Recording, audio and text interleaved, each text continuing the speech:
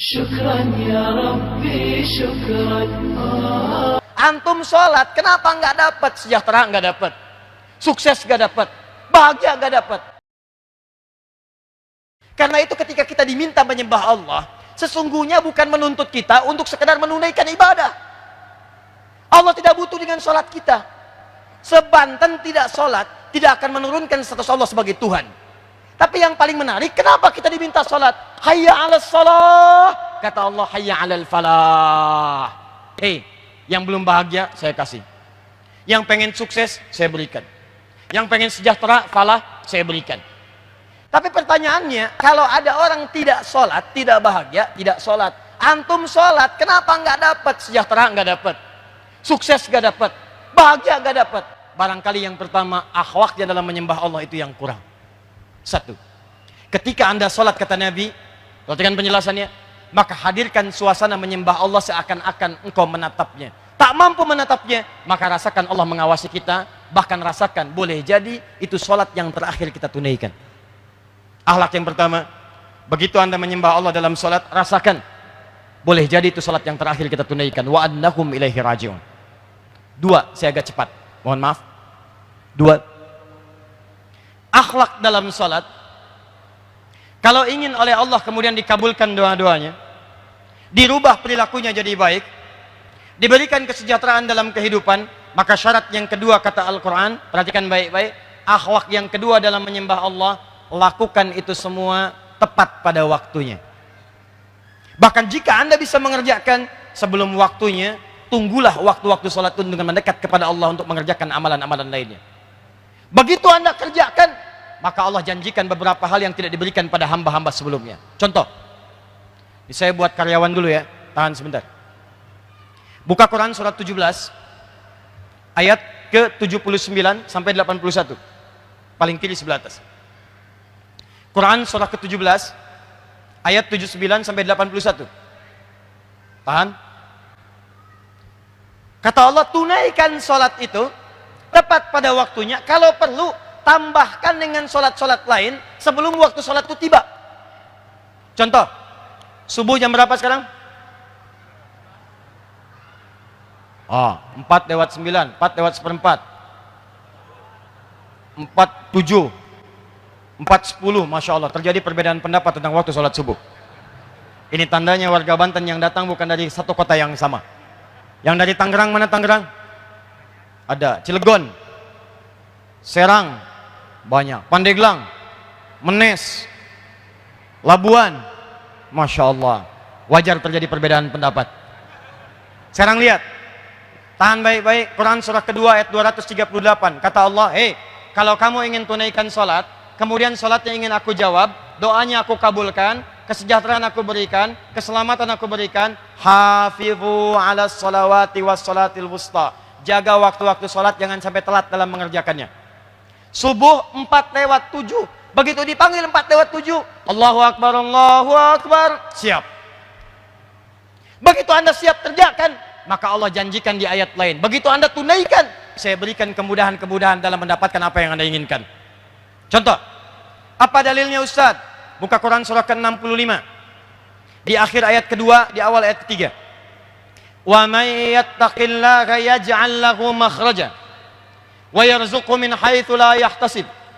Siapa yang bisa meningkatkan takwanya dekat dengan Allah, maka saya janjikan, kata Allah, semua urusan-urusan dunia akhiratnya saya mudahkan. Di keluarga kalau ada masalah, saya mudahkan. Di kantor kalau ada masalah, saya mudahkan.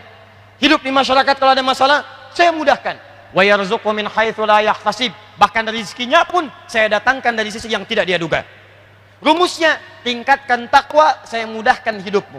Bukan nggak punya masalah, saat akan punya masalah diringankan oleh Allah Subhanahu wa taala.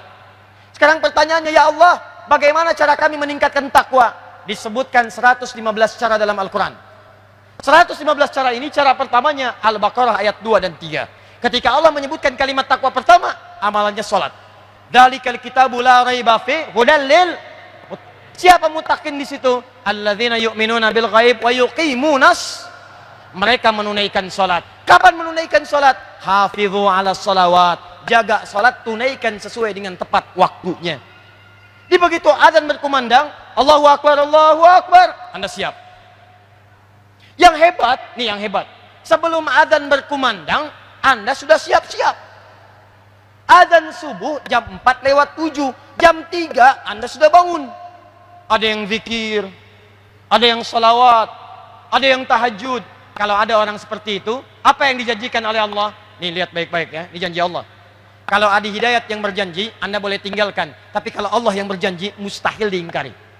Kata Allah, kalau ada orang mengerjakan amalan sebelum tiba dipanggil, apalagi dia bangun tahajud sebelum subuh, saya berikan 4 kemuliaan yang tidak pernah saya berikan pada orang selainnya. Subuh 4:07, Anda bangun jam 3, tahajud, istighfar, Anda dijamin oleh Allah saya berikan 4 keistimewaan yang tidak saya berikan walaupun kepada orang yang sholat tepat waktu, sholatnya khusyuk, tapi nggak tahajud, nggak akan dikasih oleh Allah 4 hal ini. 1, lihat ini. Dan amalan ini nggak pernah ditinggalkan oleh para sahabat, baik yang birokrat, baik yang diplomat, juga para pengusaha. Perhatikan amalannya. Wa minal laili fatahajjad bi. Di antara sementara malam sebelum subuh bangun, tunaikan tahajud. Kalau Anda tunaikan tahajud, saya berikan 4 hal kata Allah. 1, asa ayyab'atsaka rabbuka maqaman mahmuda. Orang yang rajin tahajud, maka karirnya akan saya angkat, saya tempatkan di tempat pekerjaan yang lebih mulia. Orang yang rajin tahajud, kata Allah, saya akan angkat karirnya, ditempatkan di tempat terbaik sesuai dengan maslahat hidupnya. Anda nggak usah mengerjakan banyak hal. Karir naik, tidak bayar. Tenaga, tidak banyak. Harta, nggak keluar. Tenaga, tidak banyak. Pengetahuan dijaga. Kata Allah, Anda rajin tahajud, saya angkat ke tempat yang terbaik. Dengan posisi yang paling bagus. Wa qur rabbi adkhilni mudkhala sidqin. 2. Kalau Anda akan bekerja, maka Anda akan dibimbing oleh Allah untuk memulai pekerjaan Anda. Allahu Akbar. Mau masuk kantor, tiba-tiba di jalan ada kecelakaan. Sebelum lewat, tiba-tiba hati Anda dipalingkan. Jangan lewat situ, lewat yang ke sini. Sebelum masuk kantor, tiba-tiba ada kemacetan. Tiba-tiba ada informasi, Pak, jangan ke situ. Bapak lewat sana saja, jalannya lebih mudah, tidak ada macet. Siapa yang menggerakkan orang itu? Allah. 3. Wa akhrijni mukhraja sidqin. Anda punya kesulitan, langsung dibimbing oleh Allah keluar dari kesulitan itu. 4. Ini yang hebat. Waj'alni min ladunka sultanan nasira. Kalau di pekerjaan Anda, di karir Anda ada yang jahil, ingin menyingkirkan Anda, menyungkurkan Anda, ingin bahkan maaf ya maaf sekali, maaf, mencelakai Anda, maka yang pertama menolong Allah langsung yang memberikan pertolongan tanpa perantara siapapun. Ayat ini turun itu saat Nabi dikepung oleh 100 pemuda pasukan khusus dengan pedang terhunus, yang kalau bahasa kita sekarang, angkatan darat punya kopassusnya, angkatan laut punya denjakanya, kemudian angkatan udara punya paskasnya. Itu 100 orang pasukan khusus, pedang terhunus. Kata sejarawan, binatang lewat walaupun lalat ketahuan. Ayat ini turun, apa yang terjadi? Allah, cuma 3 orang, Nabi sallallahu alaihi wasallam, Abu Bakar As-Siddiq radhiyallahu taala anhu, 3 Ali bin Abi Thalib. Kata Nabi pada Ali, ini Ali pemuda taat, rajin salat malam, dekat dengan Nabi. Ketaatannya dari Nabi gak pernah dibantah. Ali, kamu tidur di tempat tidur saya. Tempat tidur itu sasaran 100 pemuda, pedang terhunus, taruhannya nyawa. Tapi Ali mengatakan, bala ya Rasulullah, siap bertaruh dengan nyawanya. Tidak pernah terdengar dalam kitab sejarah Ali protes. Jangan saya Rasulullah, Abu Bakar aja yang tuaan dikit. Enggak. Abu Bakar, temani saya hijrah, siap ya Rasulullah. Temani saya hijrah, siap ya Rasulullah. Begitu akan berangkat, lihat turun ayat tadi. Begitu turun, waj'alni min ladunka sultanan nasira, ditambah surat Yasin, ditutup kemudian maaf pandangan mereka semua. 100 pemuda dibuat ngantuk, Nabi lenggok saja keluar tanpa pernah disadari oleh 100 orang itu. Dilindungi oleh Allah, dibebaskan bahkan dari jebakan-jebakan yang siap menghimpit beliau sallallahu alaihi wasallam. Apa amalan beliau sampai-sampai kemudian dijaga oleh Allah? Kata para ulama, bukan sekedar beliau Nabi, tapi tingkat ketakwaannya kepada Allah begitu luar biasa. Buka hadis riwayat Al-Bukhari, nomor hadis 2008. Bagaimana tingkat tahajud Nabi kepada Allah subhanahu wa ta'ala. Datang 3 orang sahabat. Namanya 1, Abdullah bin Mas'ud radhiyallahu ta'ala anhu. 2, Hudzaifah al-Yamani radhiyallahu ta'ala anhu. 3, Ubay bin Ka'ab radhiyallahu ta'ala anhu. Datang semua pada Sayyidah Aisyah, bertanya tentang cara tahajud Nabi SAW. Sa'alu Sayyidata Aisyah radhiyallahu ta'ala anha, kaifa kanat salatun Nabi SAW. Kata Sayyidah Aisyah, la tas'al an husnihinna wa tulihinna. Tolong jangan ditanya bagaimana panjang dan bagusnya sholat Nabi. Saya aja pernah tiduran, begitu malam tidur, tangan saya bergerak, kena kaki Nabi, sedang sholat. Tuh Anda bayangkan. Ini pemimpin, kalau sodako 100 unta, kalau infak tak terkira, kalau emas segera dibagi, di riwayatnya bahkan di riwayat sahabat Ibnu Abbas, Nabi itu kalau sodako nggak terkalahkan oleh sahabat-sahabat yang lainnya. Tapi kalau istirahat di rumahnya, kata Sayyidah Aisyah, saya tidur, tangan saya bergerak, terkena kaki suami saya.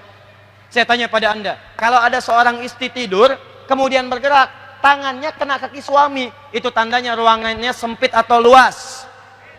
Sempit atau luas? Bukan cuma sempit, RS7. Ruangan sangat sempit sekali sehingga selonjoran saja susah. Pertanyaannya, Nabi kaya atau miskin? Ruangannya sempit, Nabi kaya atau miskin? Kaya. Kalau disebut kaya, kaya karena sodakohnya paling banyak. Disebut miskin, miskin karena tempat istirahatnya begitu sempit. Ternyata beliau miskin urusan dunia tapi kaya urusan akhirat. Malam hari, kata Sayyidah Aisyah, saya tidur, tangan saya kena kaki Nabi. Saya bangun, saya lihat kakinya sudah bengkak. Padahal baru rakaat pertama. Rakaat pertama kakinya bengkak. Bertanya Sayyidah Aisyah, ya Rasulullah, afalam, ya Rasulullah, lima hakada, kenapa mesti begini? Alam takut madmunan, bukankah engkau dijamin masuk surga? Engkau belum wafat, surat surga sudah turun, inna a'tainakal kautsar. Ya Rasulullah, kenapa mesti begini? Alam takun ma'suman, bukankah kau dijaga dari dosa? Engkau maksum, madmun bil jannah, kenapa mesti tahajud sampai bengkak-bengkak kakinya ya Rasulullah? Kata Nabi, afala akunu abdan syakura, apa enggak boleh aku jadi hamba yang bersyukur?